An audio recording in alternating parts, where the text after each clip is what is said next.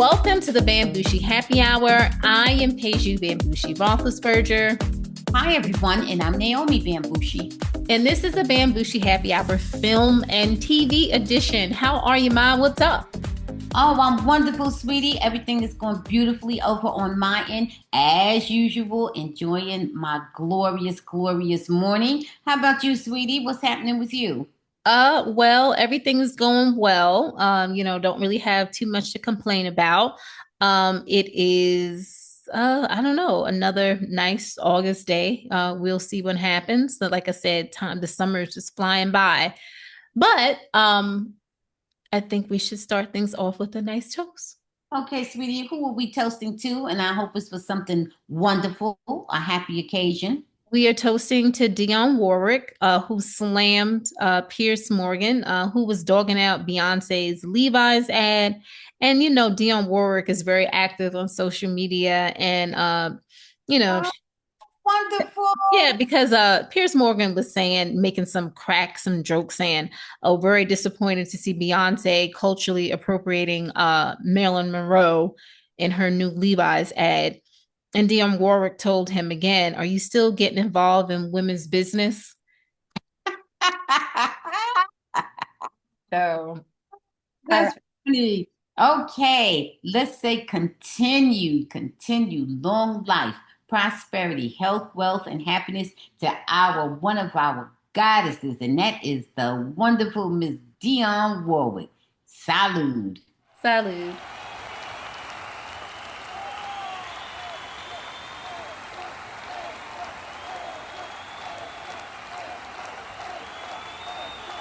Ooh, okay. All right, so let's get things started off with some sports news. You mentioned this the other day, and I had to go back and pay closer attention because Uh-oh. Shedeur Sanders was pretty impressive in his preseason debut. Now, they did not play against a very good team in the Panthers, but he had a pretty good showing, and that was good. And the coach was pretty happy because Kenny Pickett, who is one of the other quarterbacks, has not been doing so well in training camp. And then we also have another injured quarterback.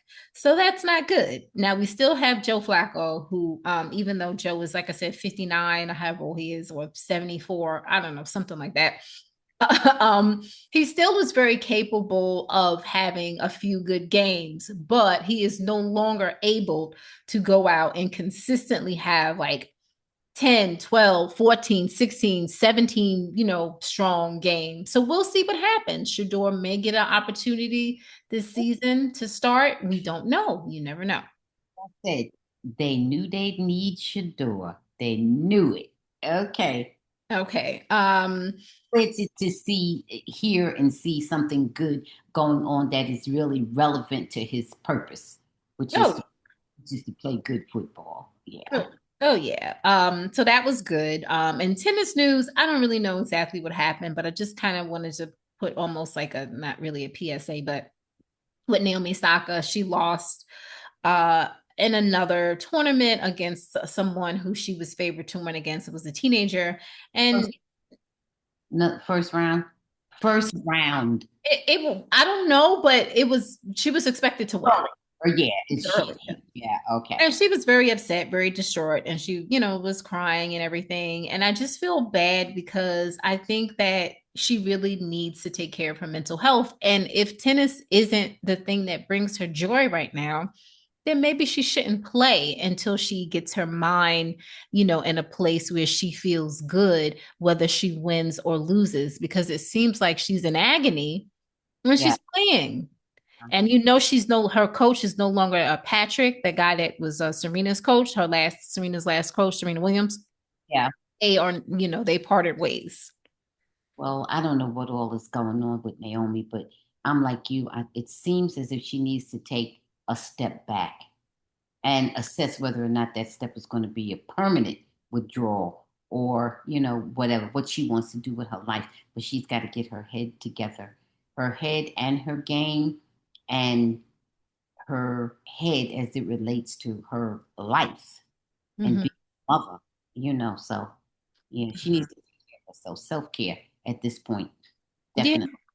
Well, Yeah. self at all, at all junctures, but we can see it is evident that she is acutely in need of um, stepping away from tennis and focusing on herself at this time for sure.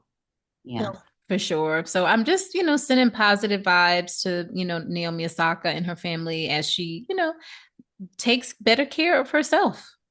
absolutely. Good luck, Naomi. Good luck, honey. Good luck. Okay. We didn't have a whole lot of stuff to get into with sports yet because, like I said, we're at a weird time as we head into preseason for NFL. I have started watching Hard Knocks. In this season, they're focusing on the Buffalo Bills, and we know they have the reigning MVP, Josh Allen. My Josh Allen married Haley Steinfeld. Remember Haley Steinfeld was in Sinners? Yeah. And so good luck to them. We'll see what happens. I'm okay with the Bills. I don't really have a issue with them, but the Hard Knocks to me is always a little bit entertaining because you get to see, you get to meet some players that people don't ordinarily know. You get people who are on the verge of being cut, unfortunately, and then on the verge of emerging as new superstars. Yeah. So Yeah. it's exciting. Yeah. So I like that. I Okay. don't, is Kirk Cousins still on there? No, that was the quarterback, and I hope that they don't Oh, bring him back another season for that. Because okay. don't you think they need another quarterback? They don't need to keep showing the same one. Yes, and I'm baffled as to why he's been on there more than once. I'm not sure about that. I don't know. But Peyton Manning is the executive producer of that. And also Patrick Mahomes is also the executive producer of that show. So I don't know. So Okay. we'll see. So I'm looking forward to the football season. Maybe I'll get a chance to go to a game. We'll see. I don't know. I don't really want to go to Cowboys game, but we'll see. Anywho, moving on. So that's just a little update. Aren't you impressed with Dak? He's placed on the Cowboys. Impressed with what? His new home that he's building? Just teasing, my girl. Yeah, let's see if they can be anything other than disappointing this year. Oh my gosh. Oh, I didn't see the episode, but I heard that Micah Parsons was on the new season of King of the Hill, Oh, okay. playing himself, of course. Good look for you, Micah. Good look for you. And I hope you get everything resolved. I hope you get the coin that you're seeking and the respect and recognition. That's right. Oh, we forgot to mention about recognition, but I'll do that at the end of the episode this time. Okay. All right. So that's our sports update for today. Just a couple little things in pop culture. The first one is a little bit of sports world too, actually ex sports stars, Shannon Sharpe and Chad Ochocinco. They settled the $20 million defamation lawsuit from the Usher concert viral video. It says, they put out a statement. Shannon Sharpe and former NFL star and personality Chad Cinco Johnson, and Sharpe Shay Media have settled a $20 million defamation lawsuit filed by Chicago cultural executive Jamalita Tillman.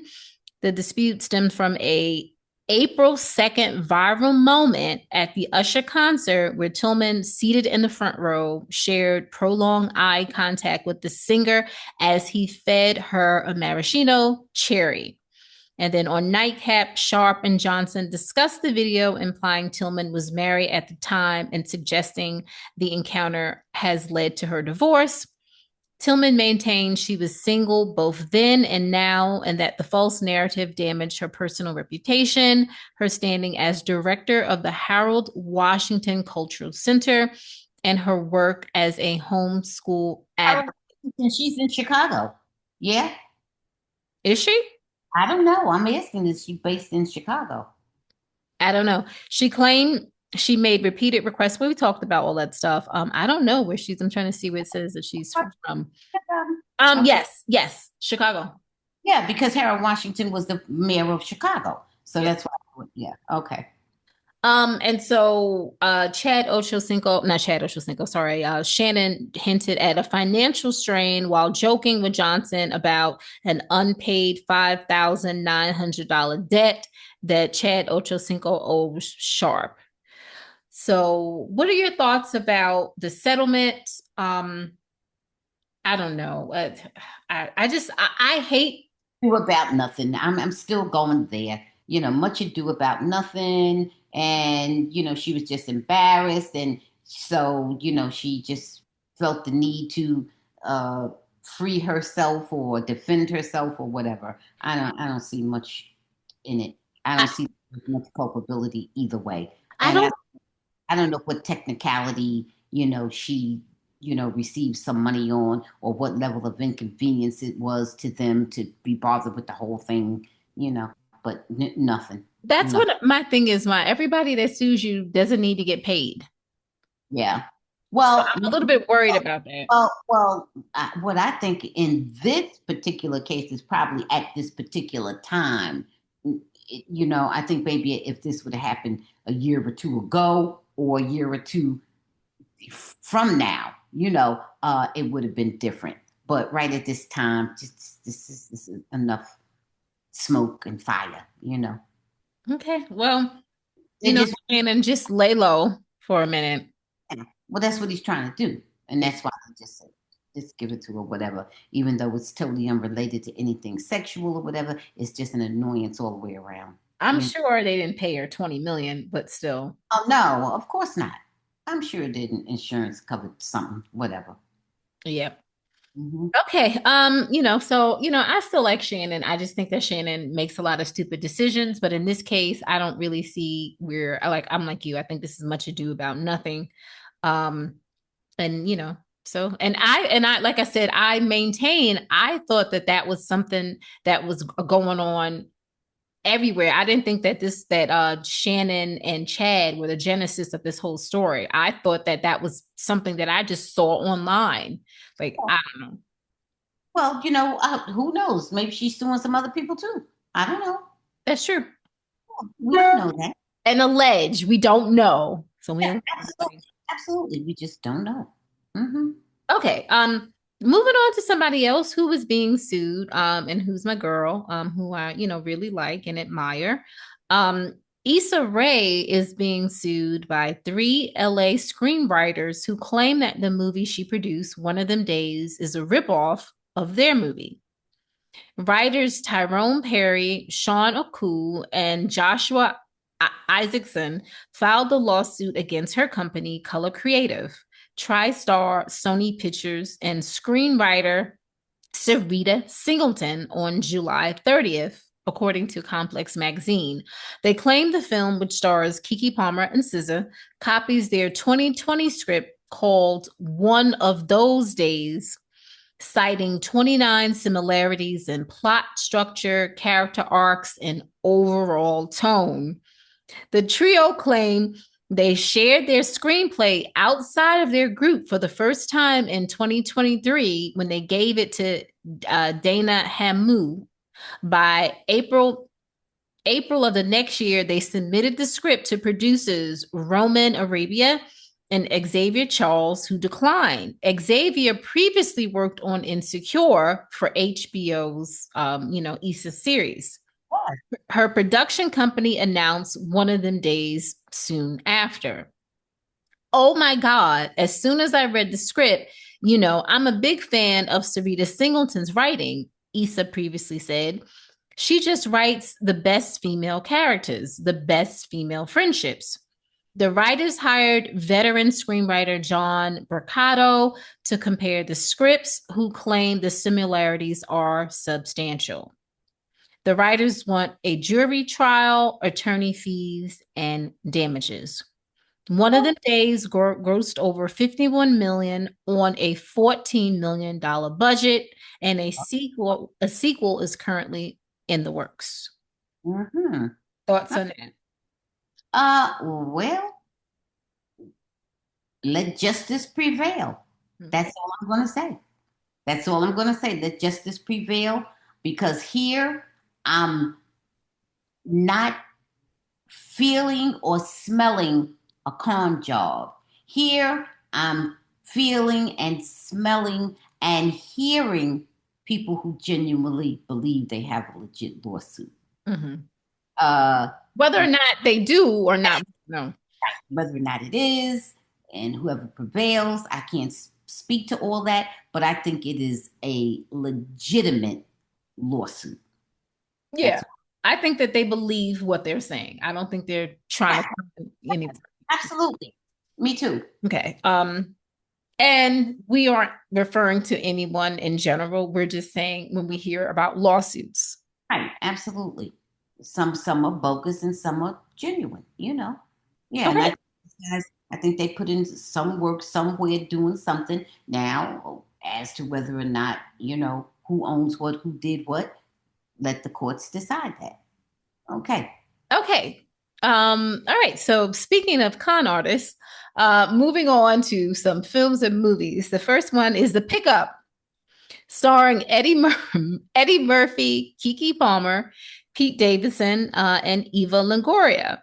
Now, we also had a cameo of Marshawn Lynch, which was funny as he was the bus driver.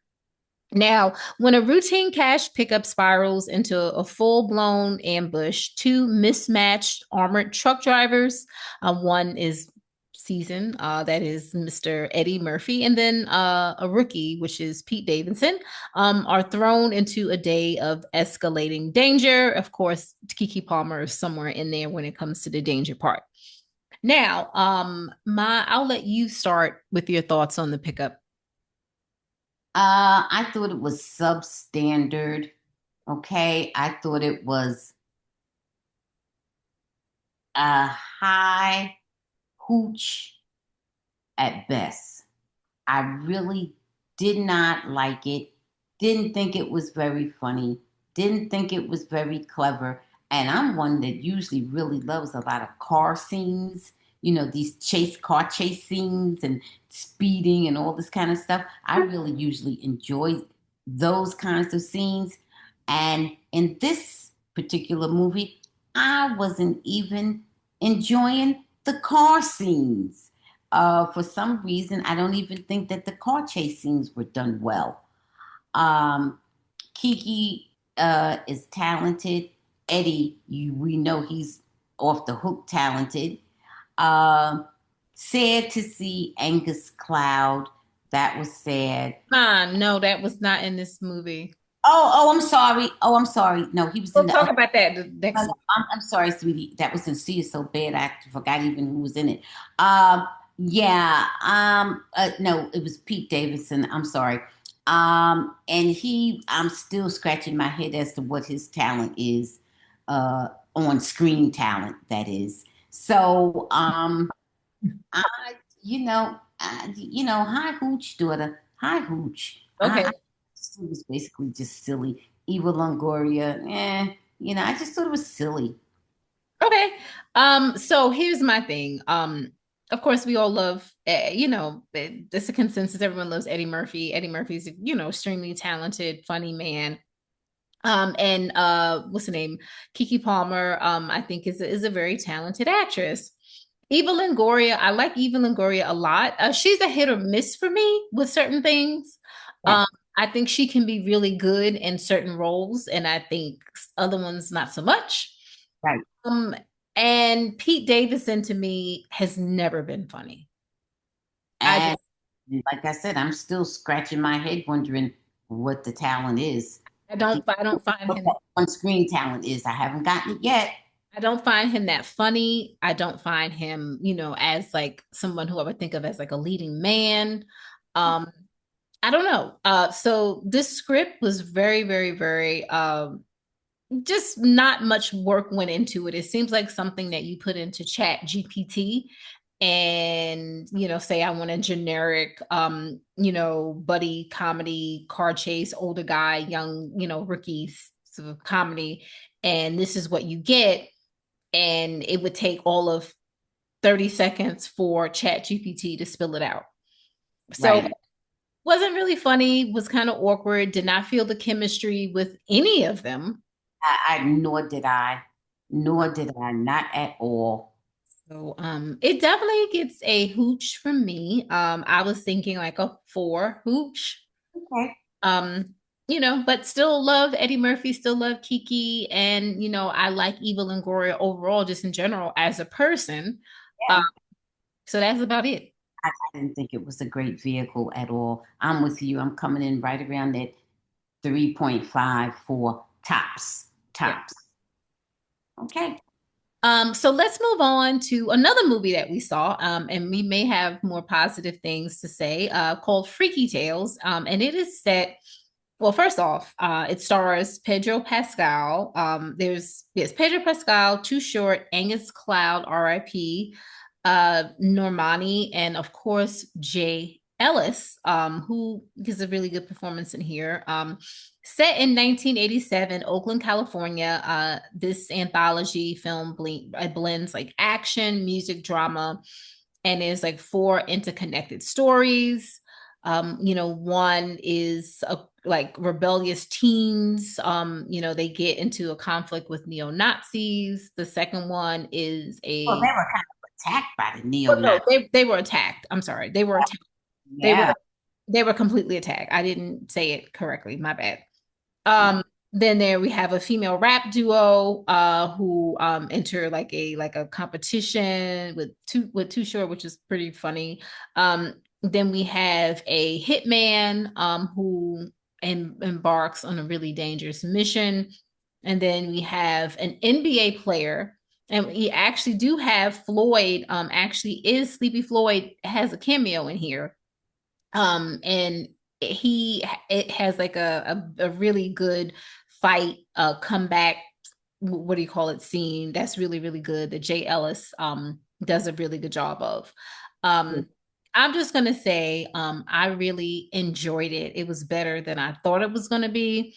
But I really just enjoy a lot of things that Pedro Pascal is in. I think he's really interesting. As an actor, he has a really, really wide range. And so I enjoy seeing him on the screen. I thought Jay Ellis was good, and I'm also not a huge fan of Jay Ellis, but I thought he was good in here. Um, this was a good look for Normani. I had never seen Normani act before. I thought she did a good job, a believable job. And it was pretty cool to see Too Short. I think Too Short was doing the narration, Yeah. and to see an actor playing him younger. And then did you see Too Short like when he was the cop? Yes. That was Yes. Too Short. No, just saying. So anyway, and then a cameo by Tom Hanks, which was really cool. Which was funny. That was And Marshawn Lynch. Marshawn Lynch had a cameo as a bus driver. he did. In fact, I think he was in like 2 scenes, He, Marshawn. Yeah. Short. yeah. Yeah. Um, I enjoyed it very much too. I was pleasantly surprised because I didn't think the stories were going to be as entertaining and as detailed. And I thought the acting was really good. I thought we had very good portrayals. They were interesting. The storylines were good. I mean, we understand that there's an element of super imagination that we have to engage in. And that's wonderful. I really enjoyed it. I like the element of the underdog prevailing. I like the element of somehow, some sort of redemption going on in one of the stories. And I liked the retaliatory aspect to the last story, which I thought was really good with Jay Ellis. And I don't know how much I'm supposed to tell. I guess But I'm going don't tell, yeah, because it's a movie. but So what I'm going to say is that I enjoyed each story.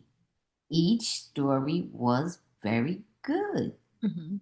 And each story had what I consider to be a good ending. What And I consider to be a good ending. what Okay. did you well, I would give it a low top shelf. I would give it probably like an 8 top shelf.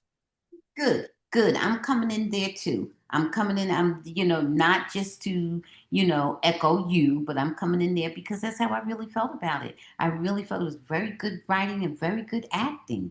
Yeah, I enjoyed that immensely. Okay. Okay. Yeah. Okay. Let's move on to a series that has come. I You said, something? Freaky Tales 2. I'm looking forward to them coming up with another Freaky Tales.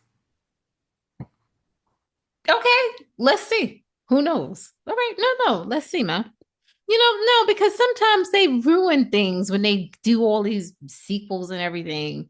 I Yeah, yeah, hard, you're right about that. The sequels often are not as good as the original. You're right about that. but I'm with you. I wouldn't mind seeing if they did it as good as they did this one. So Okay. okay. So moving on is a show, I guess it's the second season. It was Platonic, that stars Seth Rogen and Rose Byrne. It's not a whole lot to say about it. A couple of episodes came out, but just kind of wanted to ask a couple of general questions and get your thoughts on it because I don't know where they're going with this series. My thoughts exactly. My thoughts exactly. How much longer are you going to have the cat spinning around chasing his tail, just wasting time, kicking up a bunch of dust, going nowhere in a rut, the two of them making up silly excuses to spend time together? I mean, what? Yeah, and that worries me because for people who have not checked it out yet, it is about a close relationship between a man and a woman. They're best friends. They've been friends, I guess, since high school. And the Rose Byrne's character Sylvia is married with children, and Seth Rogen's character right now is engaged to be married, but they can't seem to ever like get out of each other's way. They spend more time with each other than they do with their significant other, and they hide things from their significant others, and it's just really weird. Like, it's fun at first, but what's the point, and how is it going to end? Is it a happy ending? Rose Byrne breaking up her marriage, and she has like 3 kids and a husband she's been with for a long time. And is Seth Rogen's happy ending them ending up together when he can never seem to really find a person that he really connects with? His fiance now, she seems to be a little bit nasty. I don't understand. I really don't know who to root for, what to root for. You know what? And in the very beginning, when we were introduced to this current fiance, she seemed reasonable and she seemed like a kind of nice person. And it seemed like this Seth Rogen was being a little bit cruel toward her. But as the story unfolds, we start to see, and the way she spoke to Rose, with Sylvia, the way she spoke to Sylvia at the end of the last episode was nasty. Yep. Went off with that. When she said to Sylvia, can I say what she said to Yeah, of Sylvia? course. She goes to Sylvia, oh yeah, I was so intimidated by you in the beginning, but as I get to know you, I find that you're nothing. Right. Walks away from her, and Sylvia's like, what? Right. She's stunned at how mean this person is. So Right. so we can already anticipate that she's not gonna make it down the aisle with Seth Rogen. I No. don't think so. I do No. not think No, I don't. I just don't see it happening. So, so. Like her, and Rose Byrne, aka Sylvia, was feeling sorry for the fiance. But it turns out that she's not such a sympathetic character at all. no. So, or a character deserving of sympathy. Either way, not at all.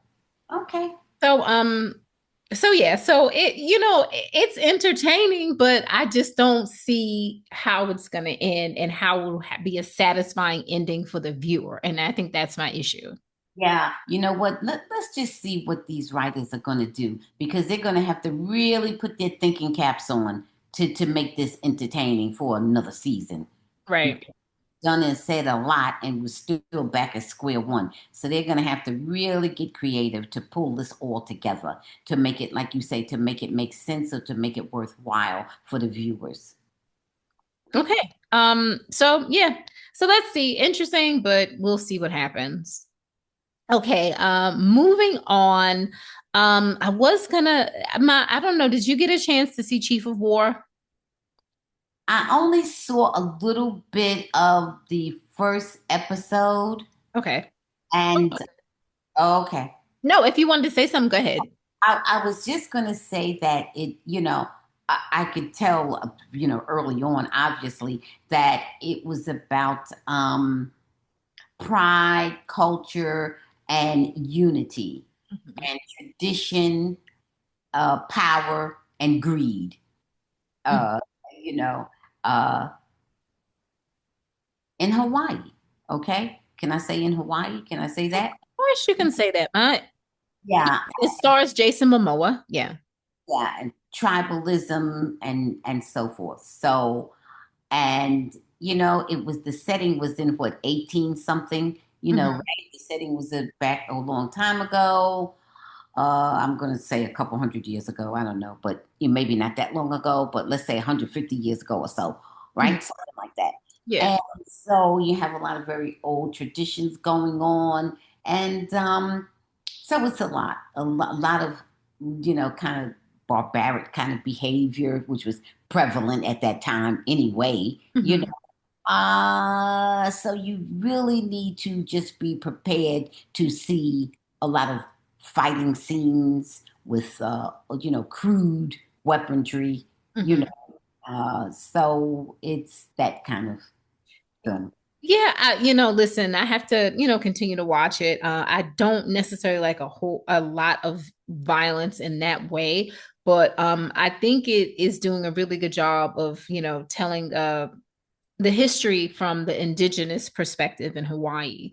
And so I like that. And Jason Momoa is one of the creators of this, so I have to give him a lot of credit for bringing that to the forefront. Absolutely. Yeah. And yeah, sure. It's very enlightening as well. But, as you said, I have not seen very much of it. This is just at a glimpse Mhm. because I saw not the entire first episode, but I did see part of the first episode. And I have to tune back in. I'm just sharing with you, a little of what I saw in the first episode. So we Okay. shall. I haven't really gotten into the characters yet and so forth, but you know, I'm thinking it's a pretty familiar theme. All good. Mhm. Mhm. Okay. Okay. All right. So let's move on to a show that we haven't really talked about, but I really enjoy. And tonight is the season finale, season three, The Gilded Age. Just kind of, like our brief thoughts on it, because we probably will, go a little bit more in depth once we see the finale, the season finale, because it has been renewed for a fourth season. There's a lot of stuff going on, but the way the last episode went off, the penultimate episode, Russell, he was shot. And so I hope that he makes it. I would imagine that he does make it. Um, Miss Scott, what's the, what's her name? Audrey McDonald's daughter, Scott, Peggy Scott. She is probably going to be in some trouble with the doctor, because the doctor, is going to confront her about her keeping the secret of her, giving her child away from adoption, or the fact that she even had a child, the fact that she was even married, and hid Yeah. all those things. She hid her entire past almost from him. Yeah. She hadn't told him yet. Put it that she's going to present it as if I was going to tell you, but I just hadn't told you yet. And see, that's always a bad thing. I always say to you, daughter, just say what it is when it's something that everybody else could know, anybody else could know. You don't want your significant other to hear it from somebody else first. Let him hear it from you. Right. You know, well, how can you be hiding stuff that every Tom, Dick, and Harry knows about you? That's Right. that's not good because then they're starting to look at you sideways. Oh, for Right? sure. Yeah. You And know, you always come with this thing, oh, I wanted to get to know you better. But, half of the public already knows it. So right. why do you need to get to know him better when he can hear it from other people, which is what happened? You Right, right. And what's a Kirkland, Elizabeth Kirkland, I guess Felicia Richard's character, playing the doctor's mother. Yes, right. She's on it and she is not happy. Very snooty. and she doesn't care for her Miss Scott's political views because Miss Scott is a suffragette, and she wants women to have the right to vote and so on and so forth. And this is during an era when that wasn't really that popular. You Mhm. were considered controversial and so forth if you held those political beliefs. Right. Mrs. Felicia Rashad's character is much more traditional and Mhm. thinks the wife should be home tending to the house and the husband, and that's it. You Mhm. know, so she already does not like Miss Scott, and that just gave her fodder and leverage to use against to assassinate Miss Scott's character with Right. her son. So Miss Scott didn't make the right decision. She's a smart woman, and her character is admirable. But when it came to that, she made a poor choice. Well, they have the women sometimes, unfortunately, doing some foolish things when it comes to the men because, like Marion's character, um, Meryl Streep's daughter, Marion, um, Yeah. the way she handled her whole and dealing with her fiance, instead of asking him like, oh, like, okay, you went to this brothel type thing. What was going on and why'd you do that as soon as you left me? Instead, you end the engagement and you didn't even talk to me about it. You don't do that. Now he shouldn't have lied, but there Right. would have been a discussion because breaking an engagement is something that's very serious. Right. You don't jump to conclusion without talking to your partner. Right. Too hasty and too harsh. Yeah, yeah. No, she should have spoken to him first. He should not have lied. It was a silly lie to tell because he really wasn't doing anything. So I mean, he truly was doing nothing. He Right. just hanging out having a drink. And but he chose to lie and say he was going someplace else. So he started the ball rolling, telling that silly little lie. That's Mhm. number one. And then once again, she found out from somebody else. So Mhm. she's really thinking now, well, why did he lie? So now she's going ballistic. Right. So both of them were unreasonable. He shouldn't have lied, but now you see why he did lie. Look at her reaction, right? Because that's the first defense he'll have. This is Yeah. why I lied, because look how you acting, which he could not really have known that, but for the fact that he lied. It was all just ridiculous when they both could have just had better communication. But she is probably gun shy because she's had a couple of other bad engagements, so she probably is, just not even believing that things are going to go well for her this time. Right. We'll Then see the and writers back. and then a couple of other things. One before I get to kind of more sad, but one that is a little bit more happy is Gladys Russell, the daughter.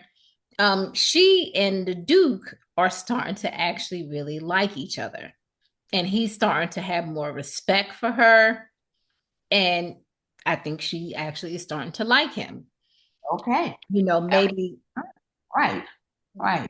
you They're know, starting to really partner up, and he's supporting her. mhm, He's supporting her and standing up for her against that tyrant of a sister. And which I love.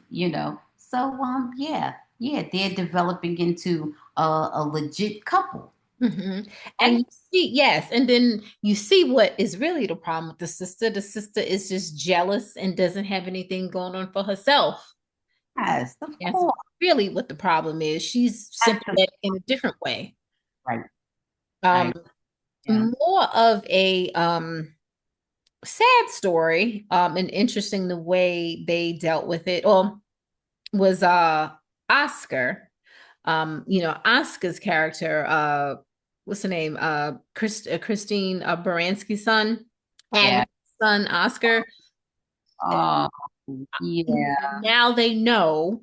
Now his mom knows, his auntie at Ada, Yeah. and his I guess that's his marrying his cousin. I guess marrying his cousin. Yeah. That's his cousin. They know that he is gay. Yes. And it was just the way they handled it, I thought they did a really good job with it because obviously, like, Marion would be the one who would be more understanding and more comforting. And And then, and she was, and and she she was. And then Ada was understanding, but also realized, like, oh, this is the world we live in. And so, people are homophobic and I got to kind of protect him. So he doesn't really believe that, even though she knows he does. And Agnes is just having a fit over there to mom. yeah, yeah. You know, Oh, oh, she was whoa. mad. He was. Agnes, mad. Oh yeah, Agnes was mad, but Oscar was sad and heartbroken and broke down crying. So it was just, Yeah. I, I- Yeah, so we'll see what happens with that. And then finally, like I said about Russell being shot, um, I guess, if he survives this of course will probably bring him and his wife closer together because he, has grown kind of estranged from her because she seems to only care about frivolous materialistic things and not focus more on her husband and her children. So, yeah. So any thoughts on that, Ma?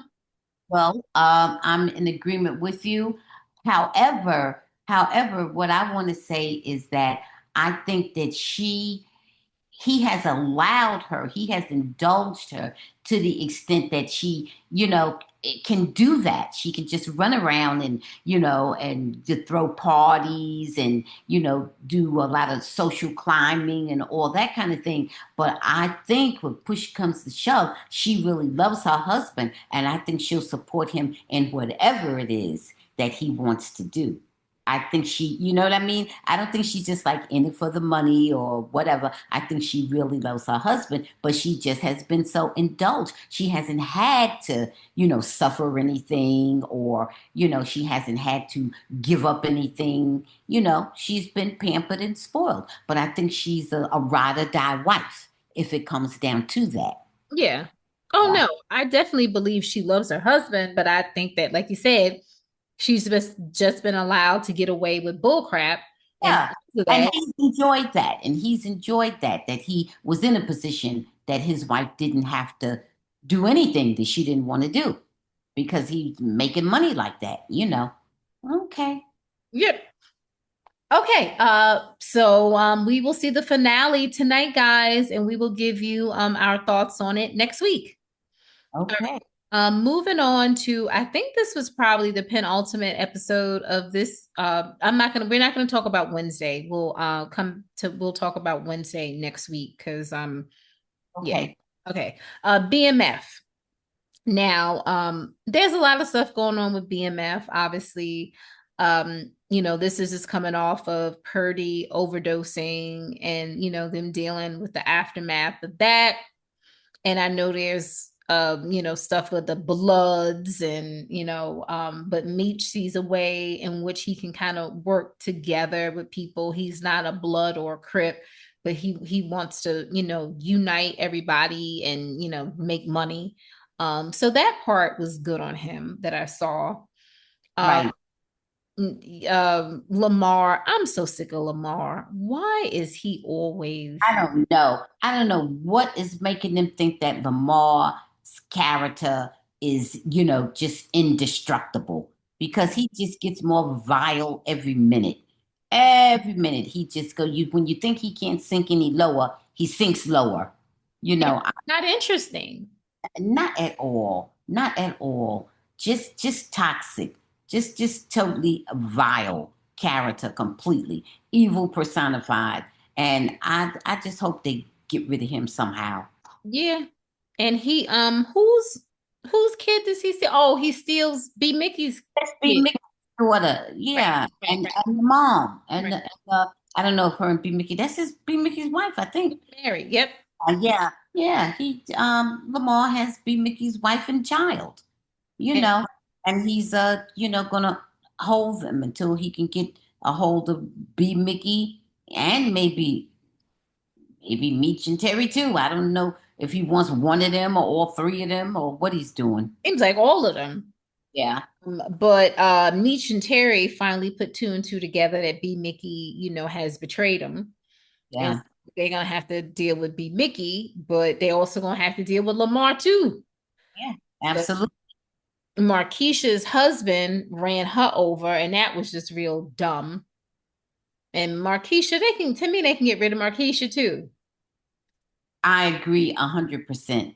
I guess they need some kind of distraction, somebody to take advantage of Terry or whatever. But I don't know about it being Lala. I don't know about that. I don't know if she's the person to do it, but okay, whatever. And then what is her husband supposed to be? Is he with her? Is he not with her? Is he a tough guy? I mean, he takes one little spanking from Terry and he disappears, except for smashing her car, the side of her car. I mean, what are they going to do with his character? Right, You right. know, I mean, he just came out of jail. Is he still trying to be a tough guy? Is he trying to go straight? I mean, legitimate. When I say straight, I mean, what is going on there? I kind of don't get that yet either. They need to figure out what they want to do with him as well.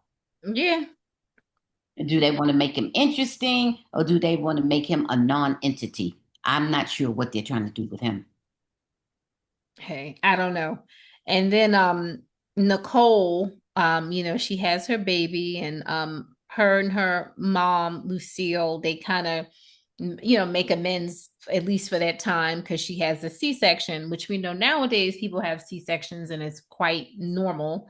But back then having a C-section was not as Or common. it was more that something wrong when they would do, they would see some kind of problem and they'd give the moms a C-section. But now you just schedule them based on convenience for the most part.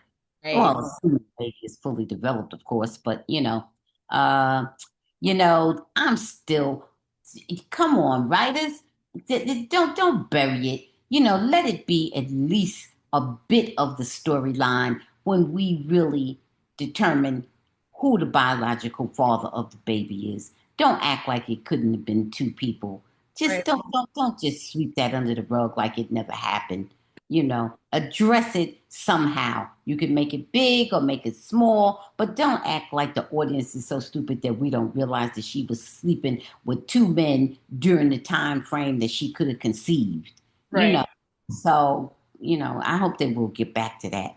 Right. And I think that I think they probably will have to at some point. And so she's moving in with Breeze, right? Breeze is who she's moving in with. And, they're kind of shocked at that, but I understand why she would want to get the hell out of that house. Absolutely, rather than she sees what it is with her mother. And, for her mother to talk to her like that, and she's only 18 years old, talking about you never bought anything for this house or this or that. At 18 years old, how much was she supposed to have? You act like you're talking to, you So had a she's grown man 30. standing there, not giving anything, and you saying this to your little daughter, and then you're saying it to her at a time when she's pregnant. This is not the time for her to go get a job now. What? I And mean, big pregnant at the time. about to have the baby. And look, she was in such a rush to get out. She had the baby and only gestation about 2 or 3 months or 2 or 3 weeks or whatever it was. She was in a big hurry to get out of the house, right? Oh God, yes. Oh boy. Okay. So we'll see how they end. They got a lot of things that they need to tie up. So, and I think they just have one more episode for the season left, man. So Okay. Well, I'm looking forward to it. They have a lot of things going on. And oh boy, guys, I don't know how you're going to get out of this one. I don't know. A lot going on. And I'm talking about Meech and Terry. Oh, and I was sorry to see Loco get killed. I oh, mean, I forgot about Logo. Why didn't I mention that? My bad. That was a big part of the episode. My yeah, bad. yeah. And I know Meech is feeling some kind of way, though Terry wasn't feeling Loco. I think Terry was even more jealous, because the Meech and Loco had developed a strong bond, you know. So, but okay. So we'll see moving forward how this is all going to work out. Okay. So moving on, we're gonna get into a couple of reality shows. One is Perfect Match. The finale has not aired yet, so it's not, a whole lot that we can make of it, but just in general, the series is just ridiculous. It's something to watch for entertainment, but you can't take it serious at all. The only thing that has come out of it is that AD and Ollie are engaged and she's pregnant. With that being said, I like AD, but I don't necessarily like how she moves on these shows. I have not seen her move in a way that was very protective of herself on these shows. Um, I just don't, something about it just bothers me. I wish her and Ollie luck.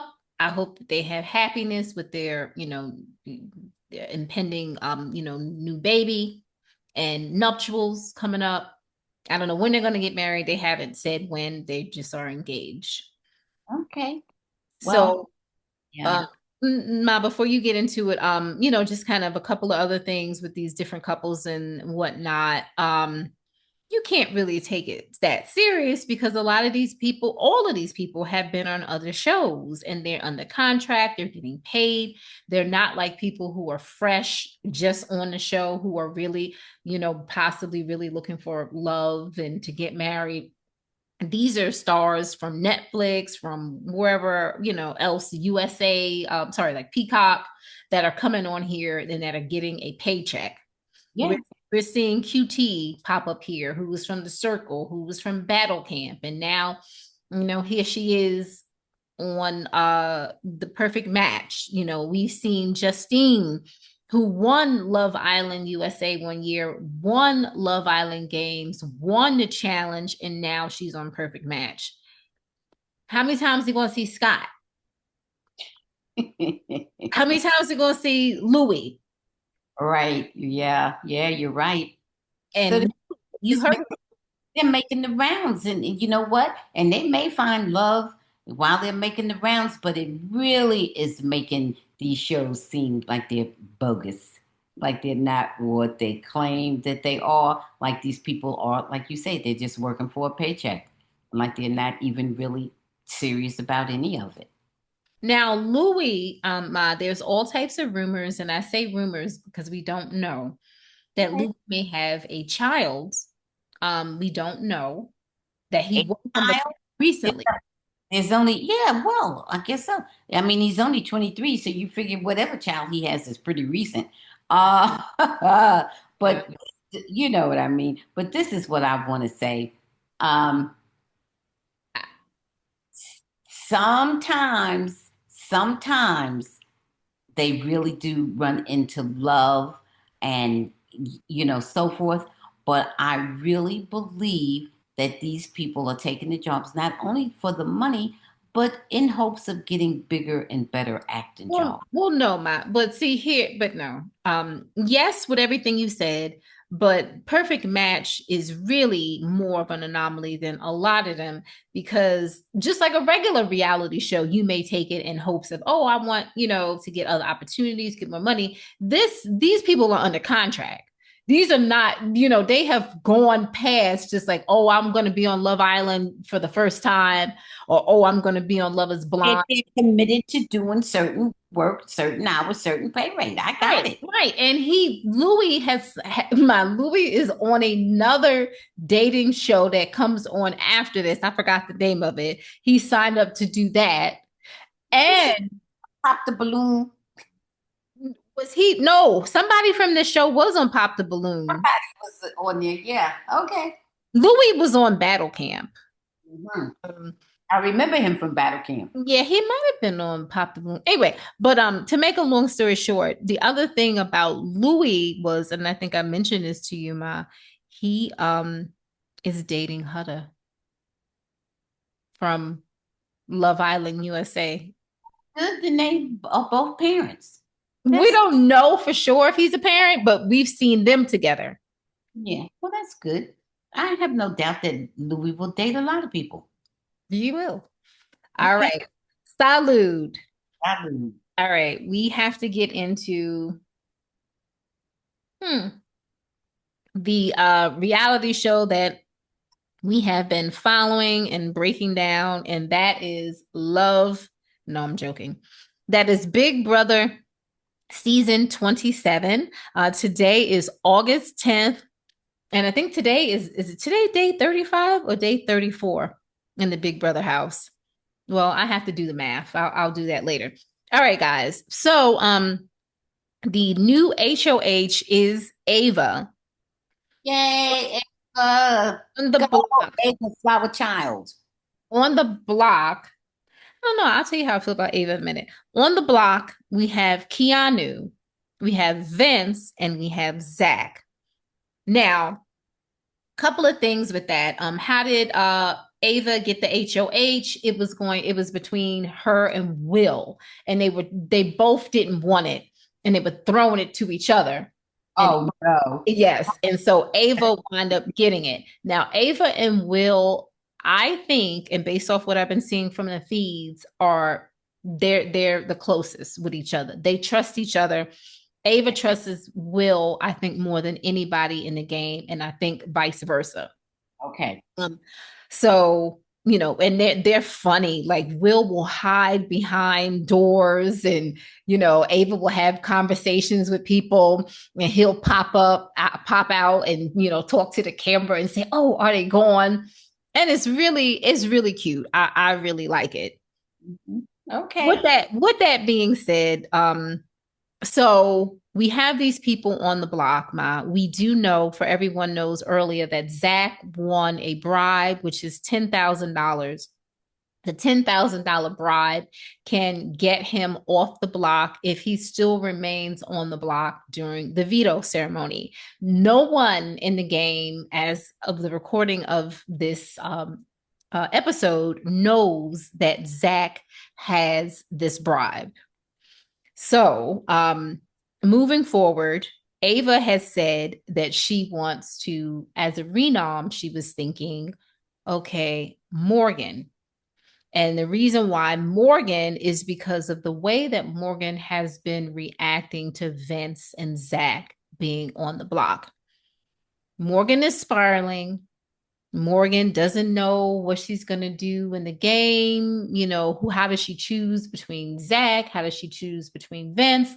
But in the meantime, she's also found out some information. She's found out that Zach and Vince are in a group that she has not been included in, that Lauren was included in. She was talking to Keanu, and she was telling Keanu, like, I don't know who Zach would choose. This is between me and Lauren. And Keanu says, I don't think it's even a question, which means he would choose Lauren. For what? Choose for what? Over, like in the game. To go home. Choose No. In the game, like who would he protect over? Lauren. Right. Everybody knows it's Lauren. Well, Morgan doesn't seem to know that. Well, Morgan's not have that. Yeah. Listen, I really liked Morgan in the beginning. And now when I think about Morgan, I'm just like, girl, what are you doing? What is wrong with you? Have you lost all common sense? I don't like to bring up age so much, but I have to bring it up here. She's 33 years old. She's a grown woman. Why is she acting like a kid with a school crush? She's 33. Why, Yeah, you would think that she'd have a lot more emotional maturity. Yeah, you would think. Yeah. And she knows that Zach is not into her that way. If he was into her that way, he's not her first choice. His first choice is Lauren. He's made that very clear. And Morgan has even said, oh, he doesn't like me that way. But she doesn't understand that Zach and Vince have been playing her, and she's expendable to them. Yeah, absolutely. Absolutely. She's given them way more loyalty than they deserve. And the sad part about it is that she's become so attached to Vince and to Zach that she has jeopardized her standing with the women.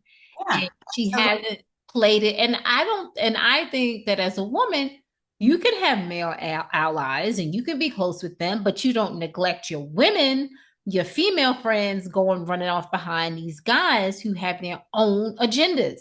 And she's so emotional. And it's okay to be emotional if that's your personality, because I don't know if like some of the old like legends of the game, they had this woman named Vanessa, and Vanessa was known to be like a strategic mind. She's very brilliant, but Vanessa was always, she was very emotional too. She would be crying and she would do all this other stuff, but then after she would cry, she would have all type of strategy to Okay. hook everything up to where, people would just, and the only reason why she didn't win, she messed up on one question. And so like the guy didn't take her. The person who was supposed to take her was like, he wasn't doing a Chelsea and MJ. He knew that this woman was brilliant and that sitting next to, that if she sat next to him, she would win the game. Okay. Now, Morgan, no strategy, not just spiral, and talk too much. And it just breaks my heart. And then Mickey is just gotten very cocky, very mean, not likable. She has a little bit of protection left, but Ashley and Rachel now don't trust Mickey anymore. They don't want to share information with her because they know how she is. Will doesn't trust Mickey as much anymore. Zach doesn't trust Mickey as much anymore. And Morgan is looking at Mickey like, wait a minute, like you were talking to Ava. It was Ava talked to Will, talked to what's her name? Mickey, and those were the two people that she talked to before she made the nominations. However, Mickey still kind of wants to keep Morgan over Lauren, but I don't think she can do anything at this point. So we will see. Wants to keep Morgan over Lauren. Well, Lauren is at the bottom of the barrel for Mickey. For Mickey, but not for Zach and not for Vinny.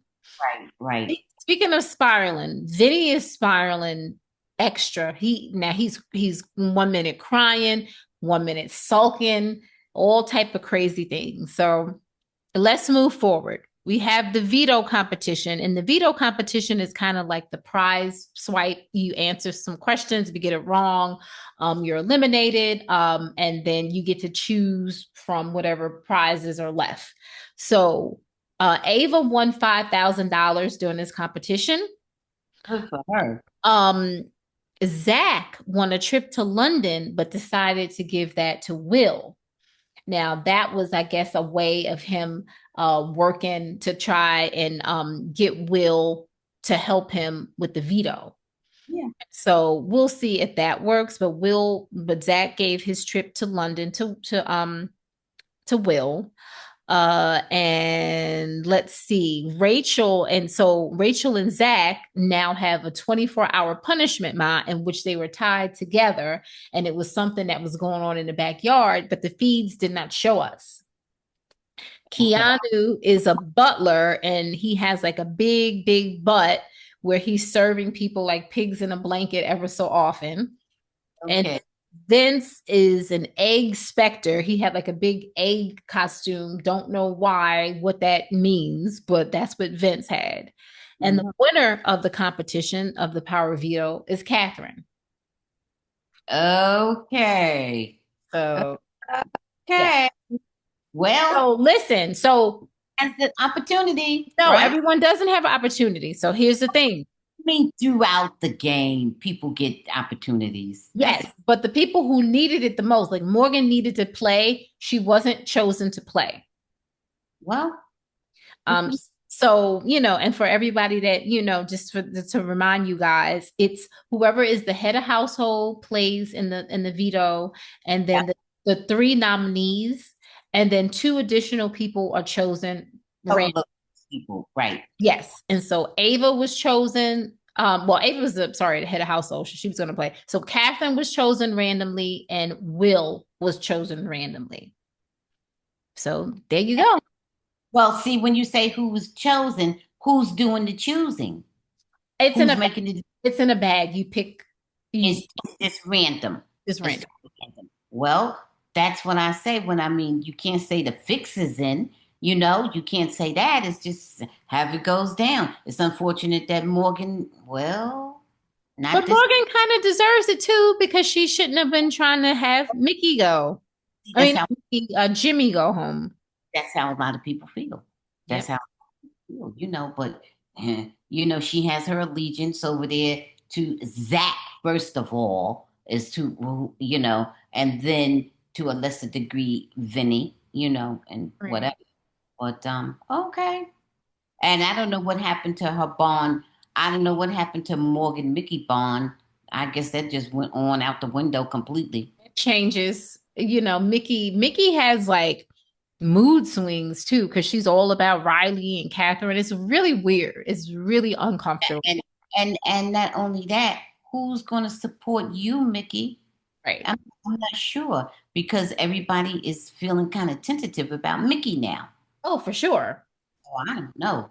I don't know. We'll see how this. But Mickey still feels confident, or at least she's talking a confident game. Yeah. I don't know who will support her at this So point. wait for a week, so you better do whatever. I guess she did what she thought she could do. Okay. So tonight we will see a episode. We'll see the HOH competition on tonight's episode. And then tomorrow I'm going to be updating everybody on whatever happens during the veto ceremony. So it will be in the evening. But it's more than likely the renom will be Morgan, that Zach will use his bribe and take himself off the block and Morgan will go up. Now no one, like I said, knows that Zach has this power. Morgan thinks that she probably will be a renom, but she also doesn't think that Catherine is necessarily going to use the power veto. But she doesn't realize that Zach has a veto to use.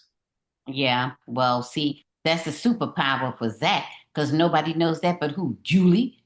That's it, right? At Yeah. this point. So, okay. All All right. right. Well, we have it All all. right. So that is it for our update with the Big Brother season 27, August 10th. I think that's day More and 30. more cutthroat. It's getting more and more cutthroat as those numbers dwindle. That is true. All Okay. right, Mom. I need you to tell me three things that made you smile. I'm going to give you four. Family first. Family first. The sun, the stars, the moon. All the time. Okay, I'm going to go with family, friends, sports, and I guess Big Brother. Although they're getting on my nerves, but I'll go with Big Brother. Well, let's see. Let's see. At least it's interesting. Let's see what's going to happen. We got a Okay, lot going, right? we do. Okay, is there anything that you want to say before we go, Ma? Everyone continue to enjoy life, enjoy your summer, and do everything in moderation. And that goes for drinking, driving, drugging, driving. Please, guys, be careful, be safe. The life you save may be mine. Okay. I forgot to mention this. We forgot to mention this at the beginning of the episode that the Bamgboshe Happy Hour is sponsored, as always, by Recognition Model and Talent, a nationwide event staffing agency, the premier agency for event talents near you. Don't forget to check out recognitionmt.com for a free consultation. All right. We will be back with a brand new episode on Thursday. And also, guys, don't forget to check All Things Peju, home of the Bamgboshe Happy Hour, where I am breaking down all things Big Brother. And we also will be doing, The Golden Bachelor coming soon. And we also will do Married at First Sight, Love is Blind, all those things coming up, guys. We really appreciate you. Be safe, and we'll see you soon. Bye.